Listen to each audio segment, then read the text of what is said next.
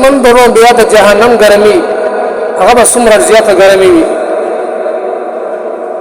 کله چې پیغمبر علیه الصلاۃ والسلام د مکې بعضو مشرکانو منافقینو ته هغوی ته به د جهاد ذکر کاو جهاد ته لاړ شي هغوی به دا عذر کاو چې ګرمي ده دا دي او هغه دي بانې به کولې نو الله جل شانه په خپل خوب پیغمبر باندې دا آیات را نازل کو قل نار جهنم اشد حرا لو كانوا يفقهون ای پیغمبره که دوی ته ووایه چې د جهنم اور ډېر زیات سخت دی که چېرته په تاسو کې لږ پوهه او لږ عقل وي د جهنم اور د دې نه هم زیات سخت دی دا څه ګرمي ده د جهنم اور ډېر زیات سخت دی نو عزتمن ورونو جهنم اور دومره خطرناک دی چې د جهنم اور د دې دنیا نه اویا درجې زیات سخت دی دا صرف یو درجه ده د جهنم اور اویا درجې دې نه زیات دی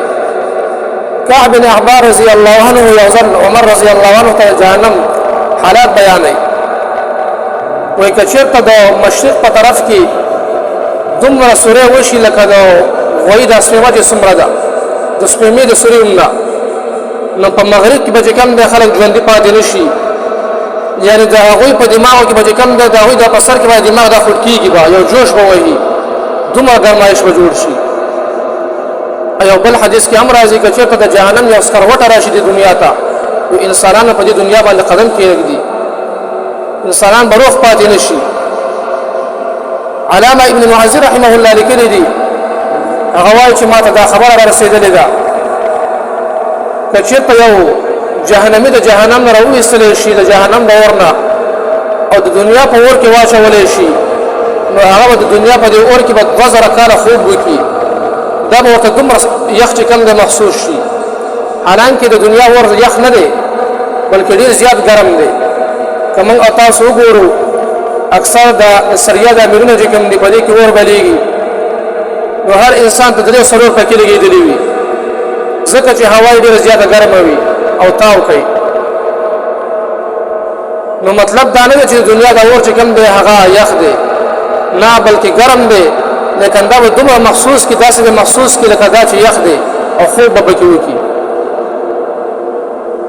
حالانکه د جهنم اور دومره ګرم دی محترمو چې احادیثو کې راځي 1000 کاله چې کوم دی 1000 کاله په دې پسې اور ورپسې شو نو دا چې کوم دی دا تک سپین و